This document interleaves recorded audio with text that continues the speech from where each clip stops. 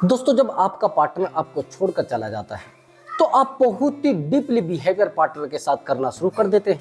लेकिन पार्टनर आपकी बातों को नहीं समझ पाता है। आप उसको कॉल करते हैं, आप उसको मैसेज करते हैं, आप बहुत ज्यादा उससे डीपली प्यार करने की कोशिश करते हैं। लेकिन वही जब पार्टनर आपकी बातों को नहीं समझ पाता है तो आप एक डिप्रेशन का शिकार हो जाते हैं।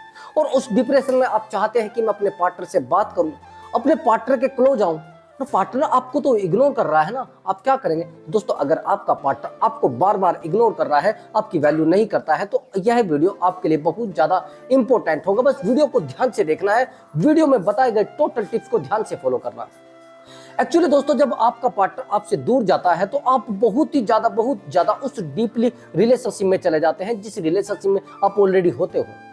वही आपका रिलेशनशिप टूटने की कगार पर होता है।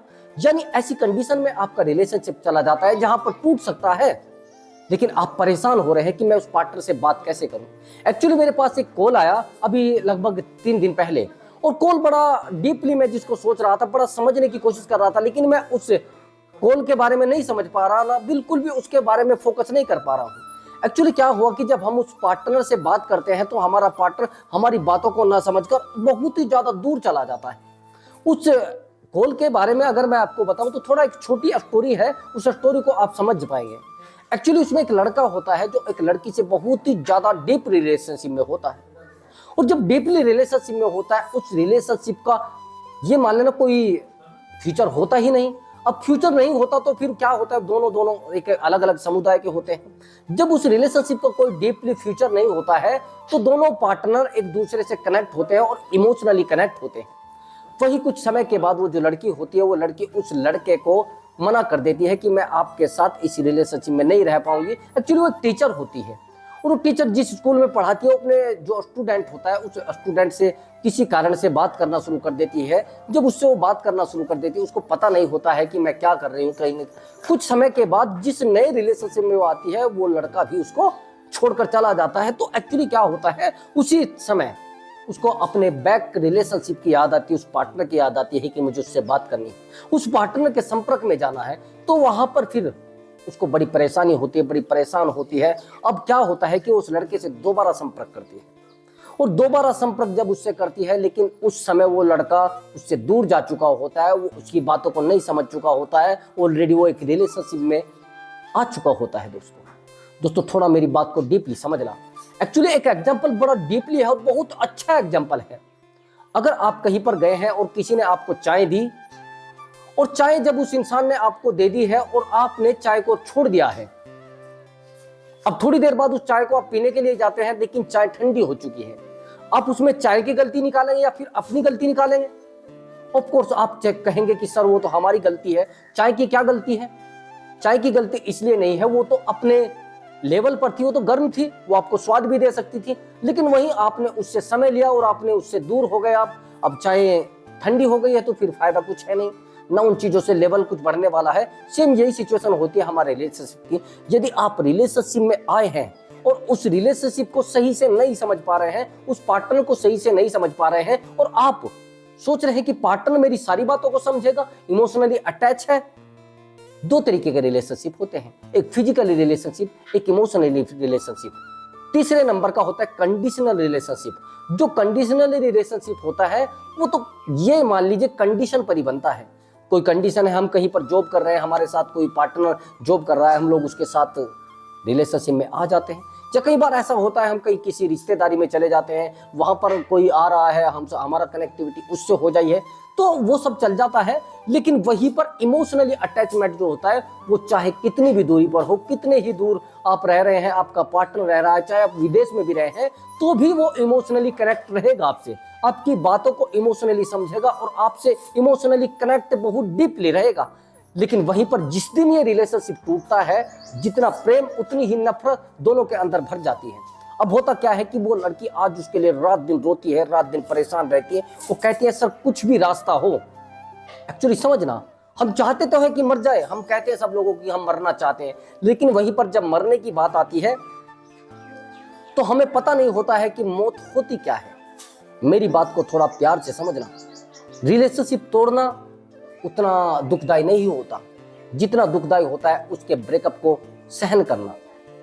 जो पार्टनर आपसे दूर जाना चाहता है वो पार्टनर एक बार तो आपको बोल देगा मैं दूर जा रहा हूं, लेकिन वहीं पर वही पार्टनर जिस दिन आपके पास आएगा और आप उसके पास जाएंगे, कनेक्ट हो सकता है। रिलेशनशिप को बड़ा डीपली समझने की जरूरत होती है।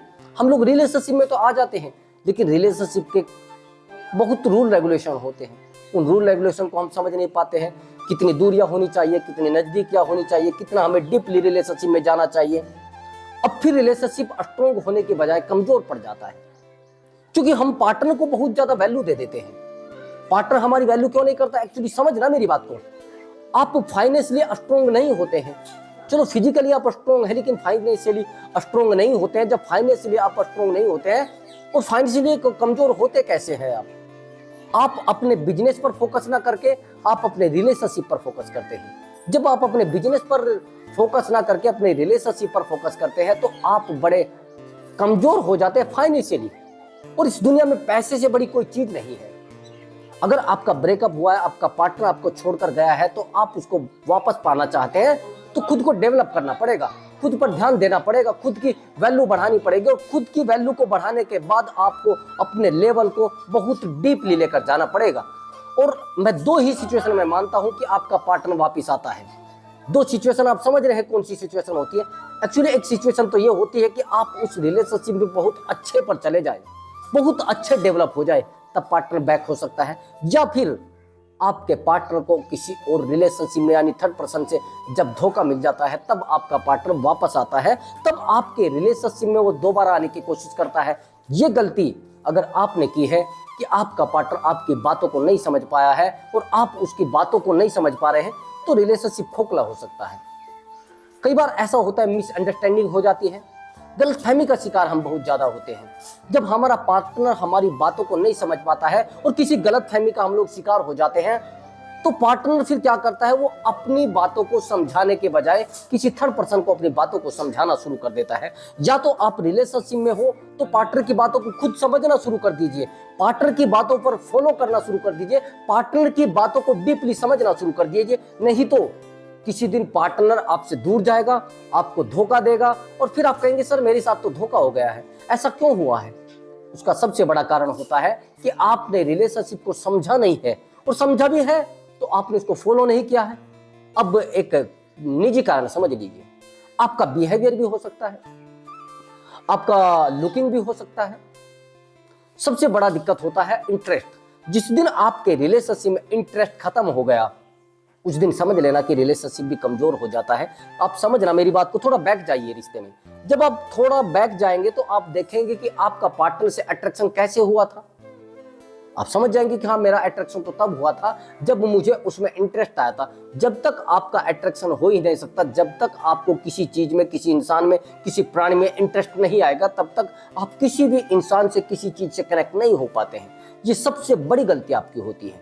आप इंटरेस्ट के कारण कनेक्ट होते हैं, और जब आपको पता है कि इंटरेस्ट के कारण कनेक्ट होते हैं, तो समझ लेना वो इंटरेस्ट जिस दिन खत्म हो गया, उस दिन रिलेशनशिप भी खत्म हो जाता है। रिश्ते में अगर रहना है तो इमोशनली कनेक्ट रहिए। अब कहिए कि एक्चुअली उसने पूछा कि सर वो मेरा पार्टनर वापिस आ सकता है? हाँ, मैं कह सकता हूँ गारंटी के साथ आपका पार्टनर 100 to 100% वापिस आ सकता है। उसका सबसे बड़ा कारण है इमोशनली कनेक्ट होना। आपका पार्टनर यहाँ से दुबई बैठा है, लेकिन आप इमोशनली कनेक्ट हो, आपने उसके दिमाग पर कब्जा किया हुआ है, आपके पार्टनर ने आपके दिमाग पर कब्जा किया हुआ है, तो आप चाहे जहां बैठे हैं, जिस जगह भी बैठे हैं, ये रिवर्स साइकोलॉजी है। साइकोलॉजी कहती है कि कोई भी इंसान अगर हमसे दूर बैठा है लेकिन मेंटली रूप से वो कनेक्ट है, तो हमारी बातों को सीधा सा समझ लेता है। अभी मैं बताता हूं लॉ ऑफ अट्रैक्शन क्या होता है। लॉ ऑफ अट्रैक्शन का नियम होता है कि हम जैसा किसी के बारे में सोचते हैं वैसा होता है। यदि रिलेशनशिप में आप लॉ ऑफ अट्रैक्शन को यूज करते हैं, तो फिर आपका पार्टनर पॉजिटिव आपको सोचना पड़ेगा, और पॉजिटिव आपको सोचकर अपने रिलेशनशिप में अपने पार्टनर पर यूज करना पड़ेगा। लॉ ऑफ अट्रैक्शन का मतलब होता है कि पार्टनर के बारे में पॉजिटिव सोचे, उससे सोचे कि वो मुझसे मिलने आ रहा है, मुझसे बात करना चाहता है, मुझसे कनेक्ट होना चाहता है। लेकिन वही पार्टनर, चले माने आप पार्टनर ने आपको 2-3 बार धोखा दे दिया है, पार्टनर ने आपको हर्ट कर दिया, पार्टनर ने आपको पेन दे दिया। अगर आपका पार्टनर आपको एक बार धोखा दे देता है, चलिए कोई बात नहीं, गलती हो गई, लेकिन वही पार्टनर दूसरी बार धोखा दे देता है, चलिए मानिए दूसरी बार भी गलती की है, लेकिन वही पार्टनर आपको तीसरी बार धोखा दे रहा है, तो कहीं ना कहीं उसकी सोची समझी साजिश है और सोची समझी सोच है। उस सोच के कारण वो पार्टनर आपको धोखा दे रहा है। जिस दिन उस पार्टनर ने आपको डबल धोखा दे दिया तो समझ जाना उस दिन आपको काट कर जाएगा, आपको परेशान करके जाएगा। उस दिन आपके रिश्ते में बहुत ज्यादा दरार बन जाएगी। आपको पता नहीं चलेगा कि किस प्रकार से वो दरार बन गई है, कहां से दरार बन गई है। एक्चुअली जितने भी मेरे पास कॉल आते हैं, जितने मैसेज आते हैं, जितने कमेंट आते हैं और जितने भी ऐसी स्टोरी आती है, उनमें उस स्टोरियों में सब कुछ ये चीज है कि एक्चुअली हमने अपने पार्टनर से डीपली लव किया है, अपने पार्टनर से डीपली प्रेम किया है, लेकिन फिर भी वो छोड़कर चला गया है। कभी ऐसा हुआ है कि हमारा पार्टनर हमें छोड़कर चला जाए और हम उससे प्यार ना करें? ऐसा कभी नहीं होता है। कोई इंसान ऐसा नहीं होता है जो हमसे डीपली नहीं मिल पाता और डीपली हमें नहीं समझ पाता है और वो हमसे दूर चला जाए। ऐसा कभी नहीं होता है दोस्तों। जिस दिन आपने अपने रिलेशनशिप में ये चीजें यूज कर ली कि आपने अपने पार्टनर से डीपली कनेक्ट होना है, तो उस दिन आपका पार्टनर आपका डीपली काटना भी शुरू कर देगा। बस ये चीजें आपको समझनी है।